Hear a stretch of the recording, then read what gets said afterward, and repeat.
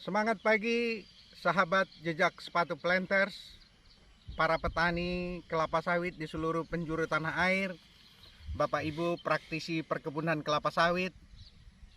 Di pagi hari yang cerah ini, di minggu yang indah ini, selepas olahraga pagi, saya ingin berbagi konten tentang nutrisi tanaman secara khusus dan secara singkat tentang pupuk organik.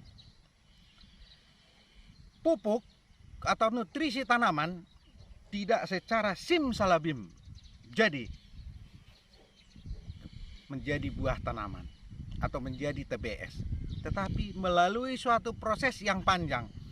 Ada reaksi kimia di dalam tanah, ada proses fisiologis di jaringan tanaman, kemudian dari proses fisiologis tersebut menghasilkan tandan buah yang bermutu.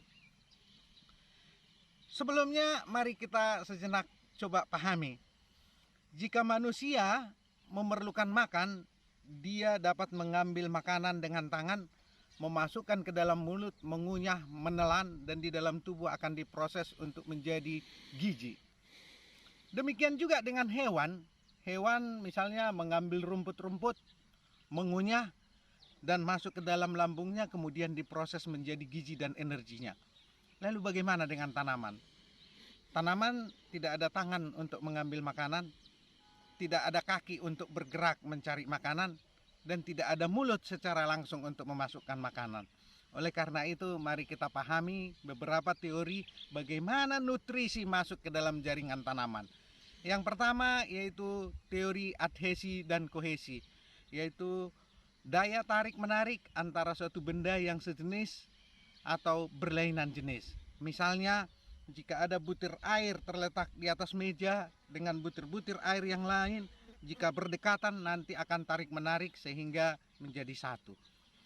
Yang kedua, teori kapilaritas, yaitu seperti kita ketahui, semakin kecil pembuluh kapiler, semakin tinggi permukaan air di dalamnya. Jadi, salah satu penyebab naiknya nutrisi ke daun adalah melalui kapiler-kapiler atau pembuluh-pembuluh kapiler. Yang ketiga yaitu teori difusi dan osmosis, yaitu perbedaan tekanan atau konsentrasi larutan di dalam tanah dengan di dalam jaringan tanaman atau akar. Perbedaan tersebut menyebabkan nutrisi masuk ke dalam sel melalui membran sel. Dan yang keempat masuk melalui stomata, yaitu adanya stomata di daun. Kalau kita manusia pori-pori, dan ini umumnya adalah untuk pembibitan ataupun tanaman muda, karena masih dapat kita semprotkan secara langsung ke bagian daun. Kalau untuk tanaman tua yang begitu tinggi, saya tidak begitu yakin kita bisa melakukan pemupukan melalui daun. Nah, setelah kita pahami tentang bagaimana nutrisi masuk ke dalam jaringan tanaman, mari kita kaitkan sedikit dengan pupuk organik. Pupuk organik itu seharusnya membawa 3 manfaat. Yang pertama yaitu manfaat untuk memperbaiki kesuburan fisik tanah, misalnya memperbaiki tekstur tanah, khususnya pada areal pasir, di mana jika ada pemberian bahan organik ke dalam tanah, maka kandungan debu di dalam tanah akan meningkat. Dengan meningkatnya kandungan debu tersebut, porsi debu tersebut meningkat, maka secara otomatis akan meningkatkan penyerapan hara, penyimpanan hara, dan juga penyimpanan air.